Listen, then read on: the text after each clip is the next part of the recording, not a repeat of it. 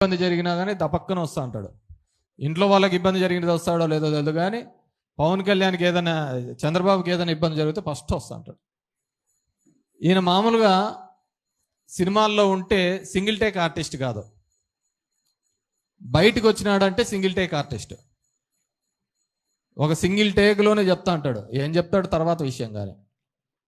Single take artist బయటకు వస్తే, ఎందుకంటే ఒక గుడాచారిగా ఒక స్పైగా చూసినాము అంటే 30,000 మందిని తప్పోయినారు అని కనిపెట్టడంలో ఒక మంచి గుడాచారి రోల్ పోషించినాడు ఆయన. అదేవిధంగా ఒక ఆధ్యాత్మికంగా ఒక సినిమా తీయాలి అంటే సనాతని రూపంలో వస్తాడు ఇమ్మీడియట్గా. ఎక్కడైనా కానీ కుటుంబంలో కష్టాలు వస్తే గన్ను తీసుకొని వస్తాడు ఒకటేసారి అనమాట. వివిధ పాత్రలు వివిధ రూపాల్లో ఎక్కడ కావాలంటే అక్కడ తీసుకొని వచ్చే రకం అతనమాట మన ఆయప్ప. మొన్న చూసినాం, నాకు తెలిసి అత్యంతగా మీరు బాగా చూసినారో లేదో, 15 రోజుల నుంచి చూస్తే ఎక్కడలేని గింజుకొని కొట్టుకుంటున్నాడు. ఆ విజయ్ గెలిచినప్పటి నుంచి విజయ్ గొలుపు ఇతని ప్రాణానికి వచ్చింది, ఇతని సాగుకు వచ్చింది. ఇది అతను ఎట్లా గెలిచినాడో ఏమో తెలియదు కానీ ఇతన్ని మాత్రం తిట్టనోడు లేడు.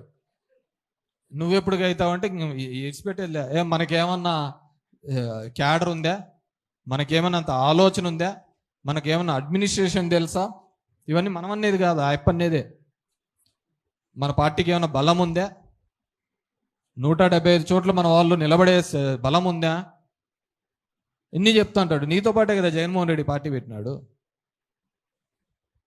ఇవన్నీ లేవు కాబట్టి మరి ఇవన్నీ లేనప్పుడు, ఇవన్నీ కుదరినప్పుడు నువ్వెందుకు పార్టీ పెట్టాలా? చంద్రబాబు కోసం పార్టీ పెట్టినారా మీరు? ఎవరిని ఉద్ధరించడానికి కోసం పార్టీ పెట్టినారు? ఈరోజు చంద్రబాబును ఉద్ధరించడానికే కదా మీరు పార్టీ పెట్టినది. నిలువెత్తు ద్వేషం వైఎస్ఆర్ మీద కావచ్చు, జగన్మోహన్ రెడ్డి మీద వైఎస్ఆర్ విపరీతమైన నిలువెత్తు ద్వేషం ఇతనికి.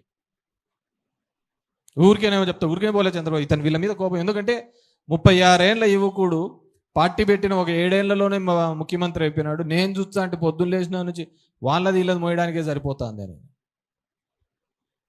ఆ నిలువెత్తు ద్వేషం. మొన్న తెలంగాణలో పోయి చెప్తాడు, నేను రాజశేఖర రెడ్డిని ఎదిరించినాను, నా గన్ను కూడా ఇచ్చేసినాను, ఇది ఇదని. ఎందుకు గన్ను ఇచ్చినది? మీ అన్న కూతురు కంప్లైంట్ చేసింది, ఈ తిక్కలోడు నన్ను చంపుతాడు ఎప్పుడైనా అని చెప్పేసి. దాన్ని నువ్వే ఇతని ఆఫీసు లింగంనేని రమేష్, అతని ఇల్లు లింగంనేని చంద్రబాబు ఉంటే ఇల్లు లింగంనేని రమేష్. ఇప్పుడు ఇచ్చినది కూడా లింగంనేని. పక్కకు వచ్చే లింగంనేని రమేష్ ఎంబడే పోతాడు వాళ్ళంతా.